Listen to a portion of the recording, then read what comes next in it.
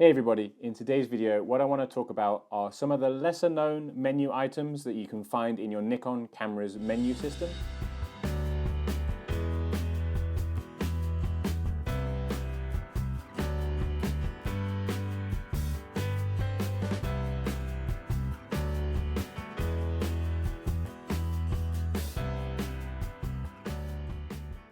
This will effectively apply to quite a lot of Nikon cameras, so we're talking about mirrorless cameras, DSLRs, that type of stuff. But some of the settings might only be found in newer cameras, so please do keep that in mind that if you are following along, there might be some settings that you just can't find because it might be a slightly older camera.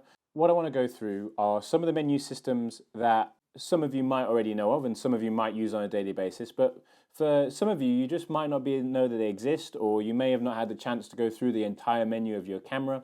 And I just thought it'd be useful to kind of go through some menu items that I often talk to people about, or I often suggest for certain shooting situations to help you kind of get the best out of your cameras, if that makes sense.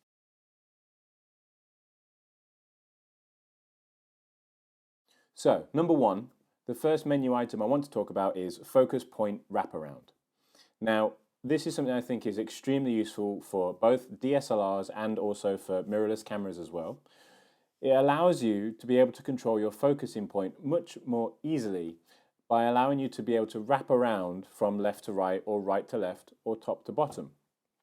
This is incredibly useful if you're trying to move your focusing point around quickly, especially if you're following a fast moving subject, for example. If I have my point over on the right hand side of my frame and I all of a sudden needed to be on the left for whatever reason, I could then effectively press right once and it will wrap around and appear on the left. If I didn't have this setting turned on and I'm over on that right hand side, what I'd have to do to get back to the left, obviously, is press left, left, left, left, left and bring it all the way back across. Or I might have to reset to the middle and then go across to the left.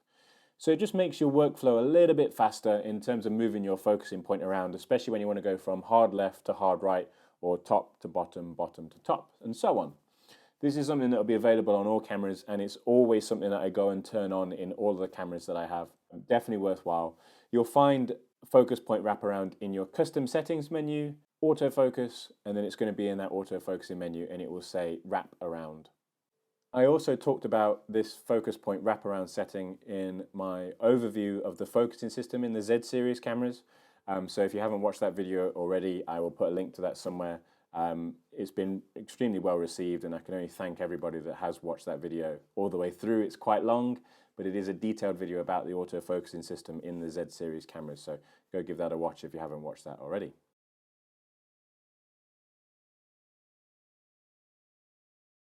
Okay, so option number 2 is power off delay. Now, in DSLRs, this might be called something different, and in mirrorless cameras, it is called power off delay. So power off delay is all about controlling when your camera goes into a standby mode or how long your camera stays on when you're in a particular shooting environment. So if you're in your menu system, if you're in playback, how long does that camera stay in that environment? How long does it stay in that mode until it then goes into a standby mode or it turns itself off? I do get a lot of photographers that get slightly frustrated by how quickly their camera goes into a standby mode. So by changing this, it allows you to then make sure that your camera is going to stay on and stay in the correct mode for as long as you need it to based on your shooting environment. You might be working in a studio, for example, and you don't want the camera to keep going into a standby mode and turning off every single time. Or you might be out shooting out and about and you do want it to go into a standby because you're picking the camera up, taking a shot, putting it back down again, and you don't want to have to keep turning the camera on and off. So there's a couple of different situations where you might want to set certain time lengths depending on how you're using your camera. Now, obviously, one of the big things to keep in mind, if you are going to extend these times, they can eat into your battery life because when the camera's on, not in a standby mode, it's obviously using more battery life. But realistically, they don't have a massive effect because that timer resets every time you go and do something different anyway. So keep in mind that if you're prone to not turning your camera off and you're in the habit of not turning it off and you find that you have to accidentally leave it on, it could be an advantage to actually make this shorter to preserve your battery life. But if you're the type of photographer that doesn't want your camera to go into standby all the time and you want it to be on all the time, ready to go, that's where you're going to need to extend the standby timer or you're going to need to extend these timers based on the certain settings that your camera is in.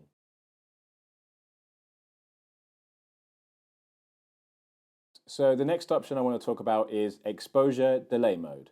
And this one's going to be a little bit controversial because I know that a lot of people are very protective about using remotes. Now, I've used a lot of different remotes, a lot of Nikon remotes, I've used radio remotes, wired, cable releases, all different types of remotes I've used. I just have the habit of either losing them, breaking them, dropping them in the sea. I've done, and if you name it, I've done it, lost it, I've forgotten a remote somewhere. I've been through so many of them I can't count. So for me now, and I do shoot a lot of landscape photography, and I'd shoot a lot of long exposure landscape photography, and I don't use a remote. Now, if you were to ask a landscape photographer if they use a remote or not, 99% of landscape photographers would, and they would always advise that you would use a remote. Obvious reasons. A remote means that you're not touching your camera, means that you're not bringing any motion into the camera itself, especially over a long exposure. But I got to the point where I was just fed up of using remotes for whatever reason. So for the past 2 years, I've actually been using exposure delay mode, and I've been shooting long, really long exposures, and there's no difference that I can tell in the shots, in the sharpness, and there's no movement in my camera caused by me using exposure delay mode rather than using a remote. Obviously, this relies on you having an incredibly sturdy tripod and a tripod that isn't going to move and can settle and keep your camera nice and steady. So my workflow for shooting landscape photography would be I would set my exposure delay mode to 3 seconds. I will start the exposure using my shutter button. The camera then waits 3 seconds. That 3 seconds is generally enough for any small movements from you touching the camera to stop. And that then means that then the camera starts the exposure. I've not pushed any buttons or anything like that. And it also means that I don't need a remote because that 3-second delay is built in for me. Also, just a quick note, if you're using a DSLR, exposure delay mode builds in mirror lockup. Unlike self-timer, don't use self-timer on a DSLR because self-timer, you push the shutter button, it counts down, then it brings the mirror up and takes the exposure, and you're still prone to mirror shock. Whereas if you use exposure delay mode in a DSLR, what's going to happen is the mirror will come up, then it will wait 3 seconds, and then it takes the shot. So if you don't have a remote and you've been using self-timer in a DSLR, you need to stop doing that and use exposure delay mode instead. On a mirrorless camera, obviously we don't need to worry about mirror shock, but I would still use exposure delay over self-timer. If I'm doing an exposure that's longer than 30 seconds, and I often do that with a 10-stop ND or with a 15-stop ND filter, what I'll need to do is I'll make sure exposure delay mode is set to 3 seconds, start the exposure by pushing the shutter button, the camera waits 3 seconds, then it starts the exposure, and it shoots obviously for as long as I allow it to because it's shooting in time. Once I'm happy with the length of time of my exposure, that's when I then need to go and stop the exposure. At this point, I walk up to the camera and I push the shutter button again. And this is where a lot of people think that you might bring more motion into the shot. As long as you're not a really clumsy person that walks over and kicks your tripod, I've not seen any motion brought into my picture by me pushing the shutter button to end the exposure. And I do feel like, I've done that over thousands of landscape shots, long exposure landscape shots, and none of them have ever been soft because of motion blur because I've used exposure delay rather than a remote. Obviously, if you already have a remote, continue using that. That's perfectly fine. But for those of you that might be struggling, or for those of you that don't have a remote at all, trust me, exposure delay mode works really well for me.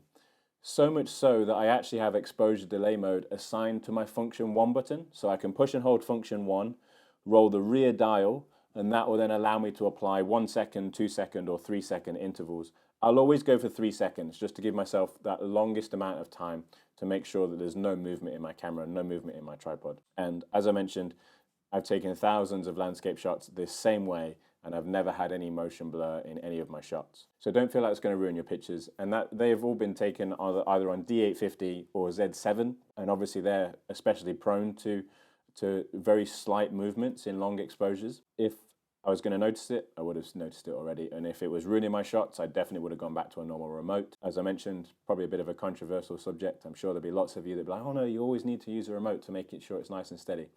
As long as you've got a good tripod, I've not seen any downside to using exposure delay mode.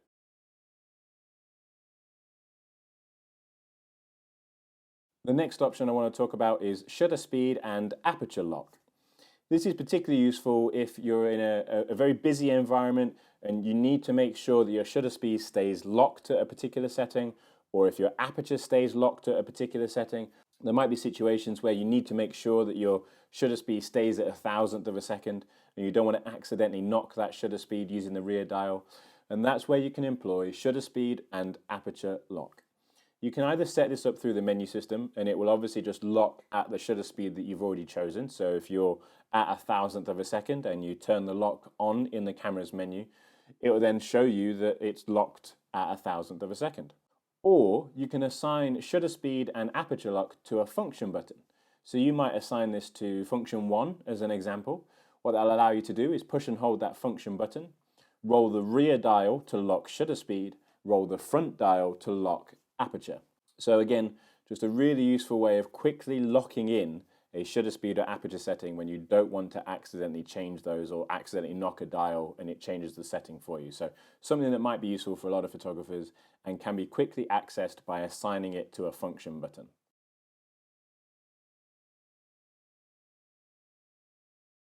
Okay, the next option I want to talk about is called release button to use dial. Now, a lot of Nikon cameras out of the box, the way that they work is if you needed to change something like ISO or white balance or autofocus, you have to push and hold and then roll one of the dials. So you push and hold a button, roll the rear dial, and then when you let go, that setting is confirmed. But what you can do is you can change that system to press, release, and then roll. And then once you're done, you push it again. So it gets rid of that need to push and hold. So if you were going to change ISO, for example, you push and release, then you can change your ISO setting using the rear dial, and then when you're done, you can just press the button again, and it then means that you're not going to accidentally change it again. So instead of you having to push and hold, it means you can release that button and rotate the dial. There are some people that find that much easier, and it just works best for them.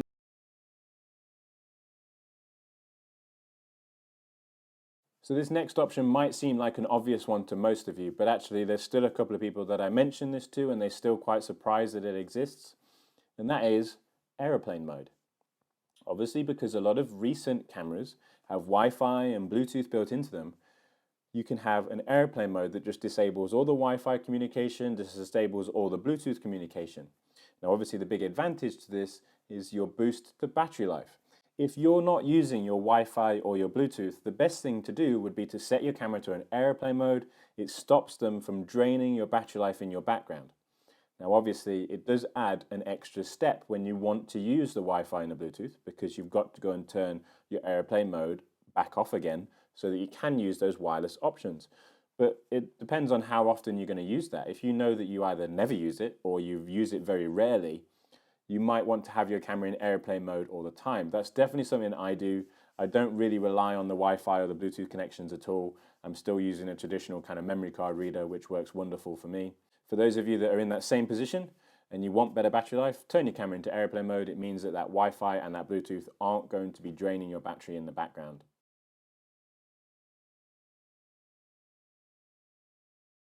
So this next option is definitely something that I feel like is overlooked by a lot of photographers, and that is My Menu. All Nikon cameras, for as long as I can remember, have had an option for My Menu. What this allows you to do is basically build your own menu system, and it's very well implemented across DSLRs, mirrorless cameras, and it effectively means that you can choose all of your most used favorite settings out of the menu and build them into your own menu. So you don't have to go and try and find them every single time. And you could choose anything that's in the camera's menu to be assigned to your My Menu. It is effectively an easy way of you just to build your own menu system with all your favorite settings in it. You can also choose the order of that menu as well, and the top item can be your most used or most important option in your menu, and then the items below can be assigned or layered in any way you want them to be. It's something that I definitely think not enough Nikon users make use of, and I do find that people do struggle trying to find particular settings when actually they could have just dropped it into their My Menu and they know where it is every single time. Obviously, it's not something that you would need to do straight away. So when you're learning the camera, you don't know what your most used modes are. So it is something that you could build over time. And as you progress with your camera, you can add items in every week, every month to new items that you can add to the menu to make them more useful to you. And over time, that's going to become a more powerful menu system that's got everything in that you need. Obviously, everyone shoots slightly differently, so I can't give you an advice of what things to add. It's going to be based on your type of photography and how you want your camera to be set up.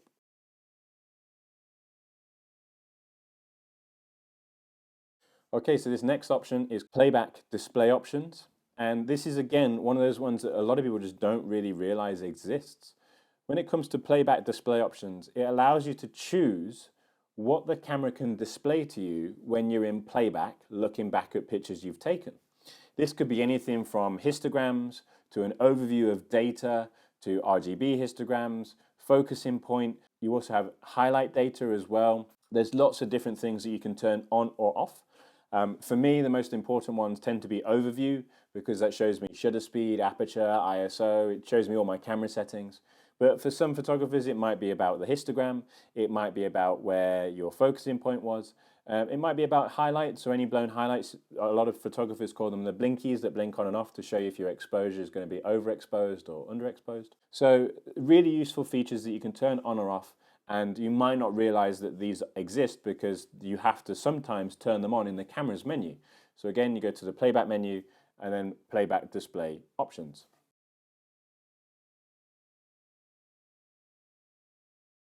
Right, so next option I want to talk about isn't really kind of a menu option, but it's more of a menu feature, and that is the question mark. So some cameras will have this as a dedicated button, and some cameras will have it accessible through the menu by a little question mark logo. What this does is it allows you to hover over a particular setting in your menu, and you might not be sure what that setting does. You push the little question mark button, and then it's going to tell you what that setting is, a brief description about how it works, how it affects your photography, what it's going to do. Most settings have this question mark option available for them. There are some that don't, and they tend to be fairly obvious settings to why they don't have the question mark available. But for the more complicated stuff, if you're unsure about a particular setting in your camera and you've got that little question mark in the bottom corner, push that question mark button and it's going to tell you more about that setting. Helps you kind of learn the camera. It's almost like a built-in guide or a manual to tell you what those settings do without having to carry the book or refer back to a book all the time. So just gives you a little bit of a helping hand when you're struggling with certain menu settings in your camera. Definitely something that's underused, and a lot of photographers don't know it even exists in Nikon cameras.